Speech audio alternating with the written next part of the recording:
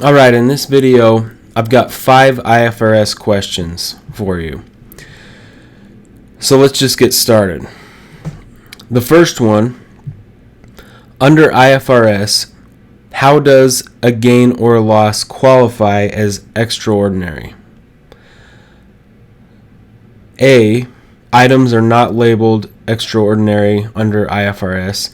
B, it has to be infrequent in occurrence. C, it has to be both unusual and infrequent in nature. Or D, it has to be unusual in nature. The answer here is A. Items are not labeled extraordinary under GAAP or under IFRS. Next question. Under GAAP, companies can choose from LIFO, FIFO, or averaging for inventory cost methods. What inventory cost methods are allowed under IFRS? A is only FIFO and averaging. B, only LIFO and averaging. C, only averaging. Or D, all 3 methods are allowed. The answer is that under IFRS, LIFO is not allowed. So that would leave us with A, FIFO and averaging. Specific identification is allowed under IFRS as well in certain circumstances, but in general, for the test, you're going to see questions like this. So the answer is FIFO and averaging. Just remember that under IFRS, LIFO is not allowed. It's not a inventory cost method that you can use. Next question. If Los Pollos Hermanos pays $1,000 in interest on a long-term debt, how is it reported on the statement of cash flows under IFRS and GAAP? Is it A, under both GAAP and IFRS, the interest is reported as an operating activity? Or B, under GAAP, the interest is a financing activity, and under IFRS, it is an operating activity?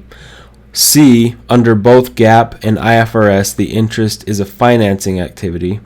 D, under GAAP, the interest is an operating activity, but under IFRS, it can be either an operating activity or a financing activity. The answer here is D. Under GAAP, interest expense and interest revenue is classified as an operating activity for the statement of cash flows. But under IFRS, interest expense can be either an operating activity or a financing activity.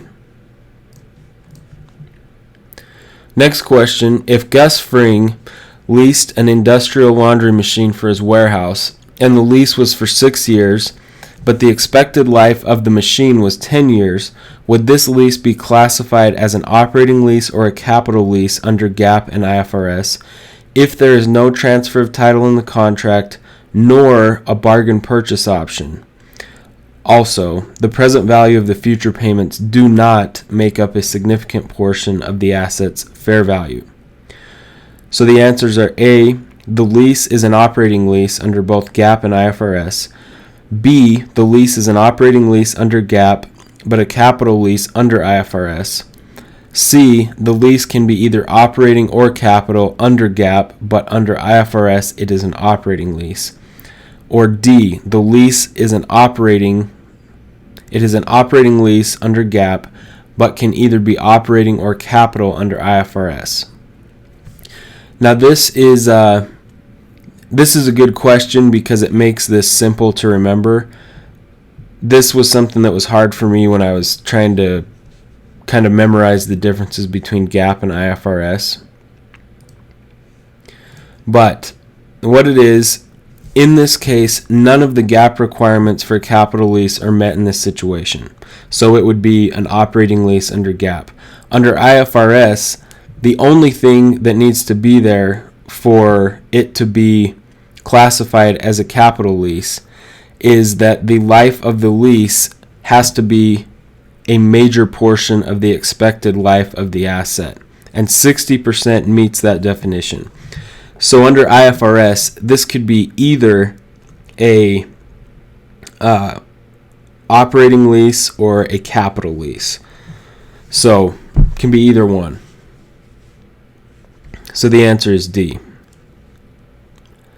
Next question. Vamonos Pest Control is being sued for $10 million, and their lawyer estimates there's a 51% chance of losing $8 million and a 49% chance of losing nothing. What should Vamonos record as a loss related to the lawsuit under GAAP and IFRS? A. Record a loss of $8 million under both GAAP and IFRS. B. Record a loss of $10 million under IFRS and $8 million under GAAP. C. Do not record any loss under either method. Or D. Record a loss of $8 million under IFRS and no loss under GAAP. So the answer here is D. Under GAAP, you would not record a loss in this case. Under IFRS, a contingent loss must be recognized if it is more likely than not. So if it's more likely than it is not likely, then you recognize the contingent loss, the liability.